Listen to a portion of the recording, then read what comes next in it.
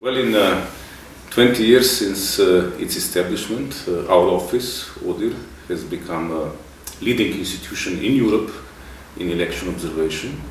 It has also become a major player in the international efforts to promote democracy and human rights. Its focus has evolved since 20 years ago.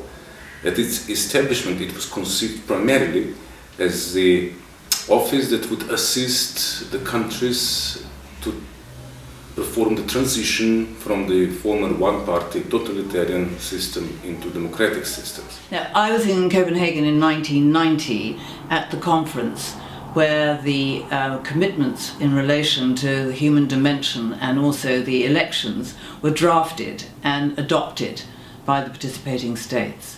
And it was a very interesting time because the wall had just come down the year before in Berlin and everyone was rushing towards democracy. And it was exciting that everyone was so enthusiastic.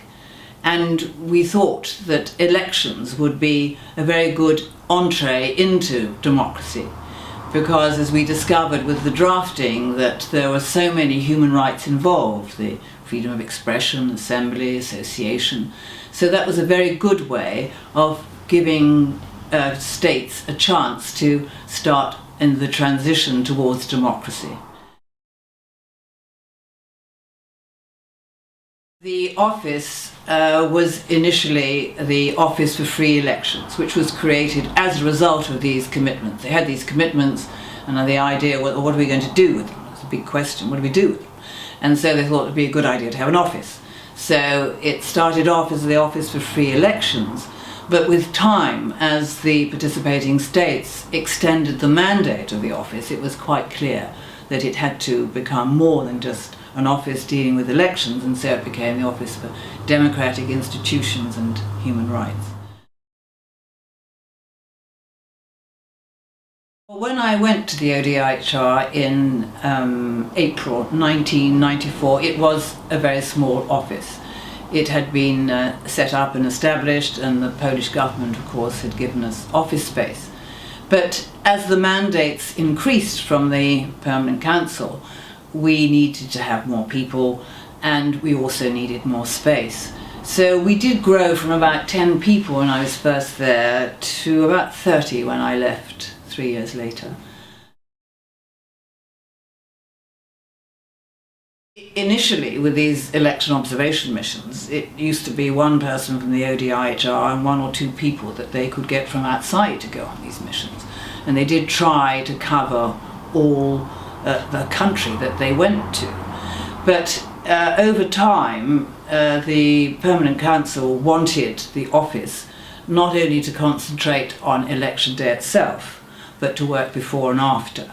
And that was when we really started to have to look around to have additional people, because it was just not possible for two people to be out of the office concentrating on an election before, during and after.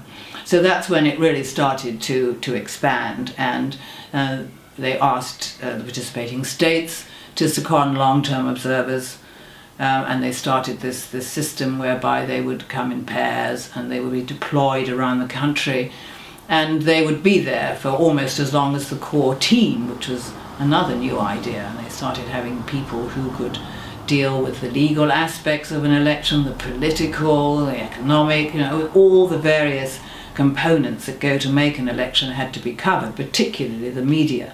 So you started off then having a core team with the long-term observers, and then just for election day the short-term observers. But I mean, that took some time to get established. When I arrived, we realized that there was no separate human rights department, which is somewhat odd for an institution which has human rights in the title. We also, and this is the second point of being relevant, you have to be responding to identified needs, to identified new challenges. And I would just like to raise two. One which was already started by my predecessor, but then brought along later on, was the fight against trafficking in human beings, and to do this with an approach which is concentrating also on the victim, not only on criminalizing but also on protecting the victims of trafficking, and that is of course a huge problem and remains a huge problem. The second challenge which we brought new and which also then created a whole new department in the office was the fight against xenophobia, racism, anti-Semitism, and homophobia, and a range of other new phenomena which were identified both by governments and by civil society, and where we said we have to also there respond and come up with a clear picture of good and bad practice and responses to problems. And I think that was also certainly a new way of dealing with these issues. And one final element was with regard to elections, where we further developed the long-term nature and the professional nature of election observation and combined it also more systematically with helping to bring about a response to the identified challenges and shortcomings. We did find initially, and possibly to some extent still, that some countries, although they invited observers in, were not terribly happy because they thought that we were there and our presence was to find fault and be against them. Whereas the ODIHR has maintained from the very beginning they're there to help, and that is why with their reports they make recommendations at the end which they're always very happy to assist states to implement. But this is rather unfortunate that there is this perception that if they're there they must be against the government. But what the missions always do, and what everybody always states who's on a mission, that they're there to find out the facts and to let the facts speak for themselves. You can do a bad election once or twice, but if you sort of repeat the same shortcomings over and over again, then it becomes more questionable as far as your own commitment is concerned to actually implement your promises, which you have made. And so this situation led, unfortunately, some countries to sort of try to shoot the messenger. The election observation is nothing other than a very sophisticated, very professional mirror to an electoral process, not only to election day. And those who didn't like the picture of themselves in that mirror said, well, the mirror is flawed. The mirror is only held up to certain countries. The mirror is not generalized. The mirror is looking at the wrong picture. So they were trying to turn the whole argument on its head, really. In the end, however, I think what became very clear is that the strengths of the methodology of the ODIHR was larger and stronger than the political games which were being played. It may be, of course, because I have worked in the ODIHR, but I think that the ODIHR and the OSCE in general is rather undervalued. The reason for this is probably various, but I think one of the reasons is that to some extent the OSCE doesn't really push itself forward enough.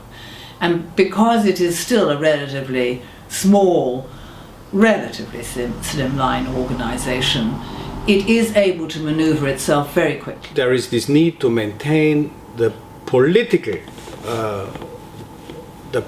attention and the political importance, and for that the summit of Astana certainly has provided a potential which still has to be realized. They were not able to agree on a plan of action, but certainly there was enough action identified to keep everybody sufficiently busy for years to come. So there again, it's a question of working between the institutions, the governments and the societies to take these challenges up, to take these responses which were identified up, with or without a formalistic plan of action, and to take them forward in terms of new challenges, in terms of old challenges, and certainly some of the challenges have been identified by the first summit in '96. They have not changed. Well, this job is still not completed because there are still some countries that have not completed this transition. There are also some setbacks and reversals.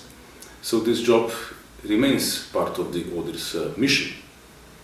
On the other hand, ODIHR has also attempted to tackle new challenges like trafficking human beings, challenges like balancing the fight against terrorism with respect for human rights, new challenges posed by the new technologies in conducting elections, and so on. Clearly today the geographic focus of our office encompasses the entire OSCE area. The leaders of the OSCE, most recently at the Astana summit last December, have acknowledged that the implementation of our commitments has not been satisfactory and that more has to be done. So there is a role for our office to play also in the future, and we are committed to assist our governments to meet their obligations that they have promised.